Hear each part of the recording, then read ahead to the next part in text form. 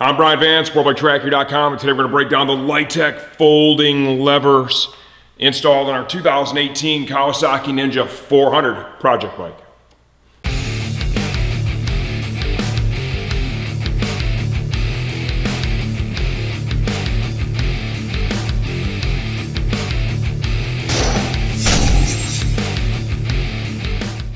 Okay, Lightech, think high-end racing performance that can also be used on the street. The lever application that we're going to show you here, these are folding levers, okay? Magnesium, they got the little cutout, aerodynamic cutout. On this bike, how relevant is that aerodynamic cutout? Well, the bike goes 100 whatever miles an hour, right? Odds are you're not going to have a whole lot of wind pressure there creating brake drag, but still it's really bitching. It's like what they're using in MotoGP, Moto America. It's pretty cool stuff for sure, right? I would say these levers are good for race use for sure, and also some street use. One thing you'll see with the Lightech levers that differs from some of the others that we've shown you is the brake and clutch switch tabs actually bolt to the levers. So if you're going to use this in a racing application, where on this bike you're not going to have your brake switch on there, you're not going to have your clutch switch on there. Those things aren't necessary for a race bike. You can just leave those tabs off, so it's just a little bit cleaner underneath the lever if you choose to do so. The brake lever is adjustable using this adjuster right here. You can see we've got a wide range of adjustments, really easy to use. You're able to, by changing the tension on this bolt, dial in how much force it takes to get the lever to fold up, right? Everybody has a little different preference there. So by just changing how tight the lever is, that fastener is, it's going to squish it a little bit harder, make it a little more difficult to fold up. So if that's important to you, you've got that. It's important to note also on the clutch side, there is no adjustment, okay, outside of your cable adjustment. So you don't have an adjuster that allows you to dial in the distance between the bar and the lever blade itself outside of cable adjustment. Okay, so with the other levers that we've shown, you do have those adjusters there. So if you like what you see here, this lever set makes the most sense for you. Watch the rest of the video. I'm going to show you what it takes to get them installed on your Ninja 400. Removing the brake lever on the Ninja 400, we have a lock nut that is underneath the pivot bolt. That is a 10 mil lock nut. You need to remove that first. In order to remove it, we have to have a backup wrench up here on the bolt. Right there. Break it loose. And go ahead and thread it off. Like so. And we'll take out the bolt. This bolt also threads into the master cylinder body. It's really important that you use the bolt that comes with the lever as well as that lock nut on the bottom. Do not discard that lock nut. That's a safety to help prevent this bolt from ever coming out. Here's your OE lever. It's a very basic design on this Ninja 400. Okay, over here on the clutch side, very similar process. We still have that 10 mil lock nut on the bottom. I'm going to begin by removing that from the bike. Okay, we need to back off the clutch cable in order to replace the clutch lever. We're going to do that right now. Let's take the lock nut for the clutch cable adjuster. We're going to back that off, and then we're going to rotate the adjuster itself in towards the clutch perch. We need to line up the slot in the lock as well as the adjuster with the slot that is here in the clutch perch.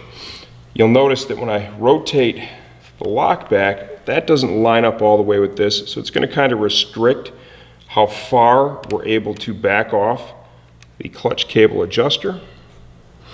Let's get everything lined up. It's going to be right about there, okay? Now we can take and remove the fastener, pivot fastener for the clutch lever itself. It's just a 10 mil.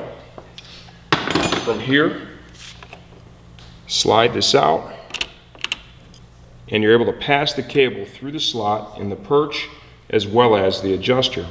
Turn the lever over and slide out the clutch cable itself. Make sure you leave this nylon sleeve on your OE clutch cable. You're going to reuse that, of course, with your aftermarket lever. Okay, a couple of things are different with these Lightech levers. First, the OE brake lever had this bushing, okay, that was kind of pressed in here. The clutch lever from Lightech came with a bronze bushing that slides right in, okay? There was not one in the package. I'm gonna double check with Lightech and see if that in fact was an error on their part, but there was a bushing in the OE lever. It didn't just push out under hand pressure. So what I had to do to get this out, so I've got a couple of sockets here. I got a quarter drive socket that dipped in there, and then I set it on the bench, and I just tapped it and drove it out. I finished it off with this one. Once I got done doing that, just want to make sure that you don't have any clearance issues here with the pivot bolt. That all works fine.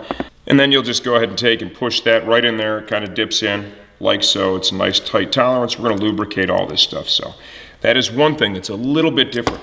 These levers are also kind of a race product. You can use them on the street like you can on the track, right? So if you want to retain, say, your brake light switch and your clutch switch, the levers come with these tabs, okay, that have to be bolted onto the lever itself in a similar position to the tab you see on the OE lever that contacts the switches. For the brake side, just mocking this up, you're looking at right about like that, pretty straight angle here. Comes supplied with bolts. I'm going to put just the tiniest little bit of Loctite on these. Boy, that went from tiny to a ton real quick, didn't it? I'm going to wipe some of that off of there. Really don't need all that. Let's go ahead and get this bolted up. What's really cool about this is if you're using it for a race bike, which we're going to be doing in 2019, I'm going to prep this bike for the track, and that's where it will be ridden exclusively next season. You can just take these off because we're not going to need the brake switch or the clutch switch. Kind of hold it in position while you tighten the fastener. Really don't need a lot of torque here. Just a little, and you see how that lines up just like that. Okay, we'll continue prepping this lever. You need just a little bit of grease. This is just an all-purpose grease, really nothing special. Just a little bit. I'm going to put some inside the lever itself. And then we'll put a little bit inside the bushing as well.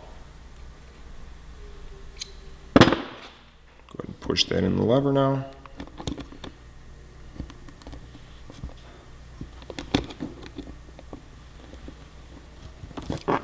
Tolerance is a little bit tight, plus I tapped it out of there. So there's one spot, there it goes. It goes in really easy, just like that.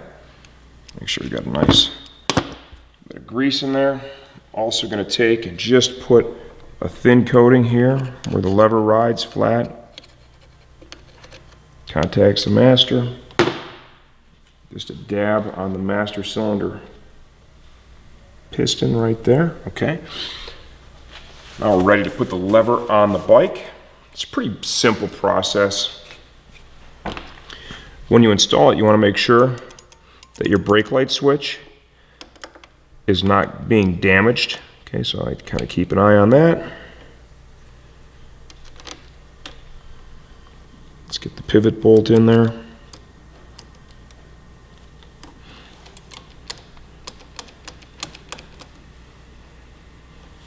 Okay.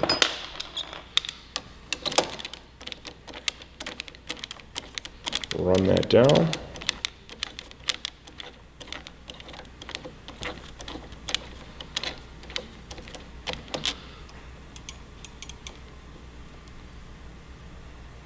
Snug that up. Notice I'm kind of checking the lever. Got our lock nut. Put that in on the bottom here. That's just to ensure that even though you've torqued the pivot bolt into the housing there, just to ensure that it's not going to come loose. Cannot lose that lever.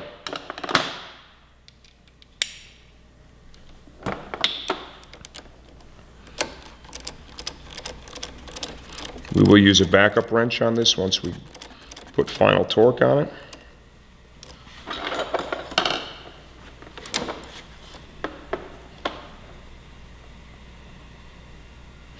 Like so. You're able to adjust the lever for length right here. If you hear the clicks, those are the different detents. It is also a folding lever. With this Lightech lever, you're able to adjust the amount of pressure it requires for it to fold. You back that off, it's going to move a little easier. And if you snug it up a little bit, it becomes a little harder. Okay, so right about there. Now we're ready for the clutch side. Okay, now let's get the clutch side ready to install. I actually ran these levers on my 2015 R1. Rode that bike for like 3 years of them on there. Really enjoyed them. That bike was used as a race bike. In all fairness, yeah, you can put these on a Street Ninja 400, but considering the fact, you've got the cutouts, right, for less aerodynamic drag, really doesn't mean a whole lot on a bike that goes 100 miles an hour. Let's be fair. Okay, the R1 on Daytona on the banks, getting a little draft. My buddy Chris Ulrich, I got that bike to like 194 on a GPS. That's never going to happen on that. So I don't know that you can even go fast enough to take advantage of that aerodynamic cutout. These are nice magnesium lever. The folding lever is nice in the event of a crash. It can help just allow you to pick the bike up and ride away. So I would say probably more of a track part than it is actually a street part. Now we've got the clutch switch, and we need to mimic this flat right here. You see this one's just got a little different shape to it. Okay, on the clutch side, you're going to use the fastener. You see I've got a little Loctite on there. There is a lock washer, and then we have the tab that'll catch that clutch switch. So those pieces go on in that order. Just going to run this down now. It's a little different than what we saw on the brake side, and I want to mirror the same angle and position that we saw with the OE. Go and get that snugged up. What I find is if you position it so that it's going to rotate as you tighten it, that helps. As well as holding it. So about like so, looks good. Now let's get the lever prepared to install. A little bit of grease here. I'm going to put a little bit inside where the clutch cable goes. A little inside the lever where the bushing itself will go. Slide the bronze bushing in. See if that's going to clear. It is. A little more here. Over to the bike. Just a little bit there. Kind of mess that around with my finger once I'm done. Just a thin film, really all that you need. Okay, now let's put the lever on the bike. We're going to begin by getting the clutch cable installed in the lever. Slip it in like so. I want to make sure that the cable is seated in there nicely. Now you need to slide it through your adjuster wheel. From here, we need this to pass into the clutch perch. Make sure you keep an eye on that clutch switch itself so you don't break the plunger right off. Slip it in, get your pivot bolt.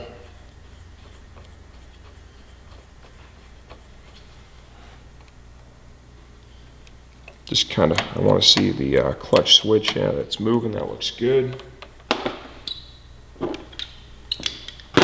Here we can torque down a pivot bolt.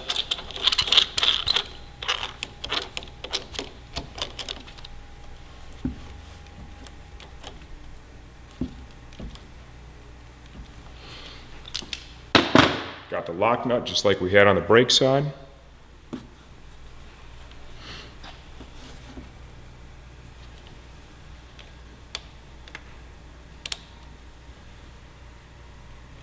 Kind of tough to see here. There's no way Steve's going to be able to show you this. You're going to need to kind of look from the back towards the front. You can also use a socket to grab it.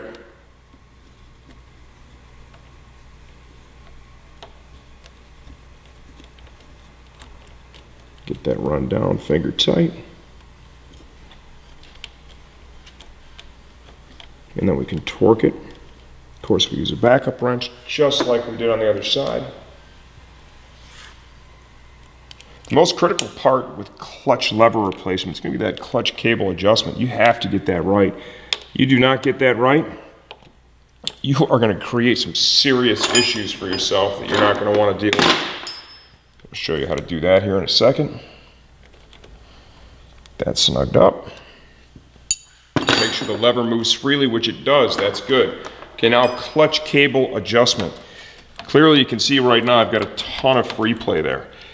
You need to make the cable a little longer, the housing of the cable, while maintaining a certain amount of free play. The goal is when the lever is released to have the clutch fully engaged. The frictions and the steels are fully engaged.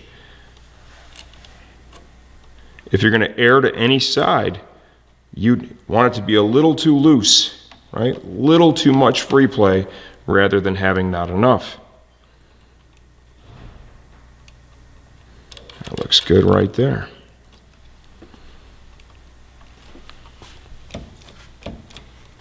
This bike has such an easy clutch pull from stock. Clutch switch is moving, no problem. That's all good to go.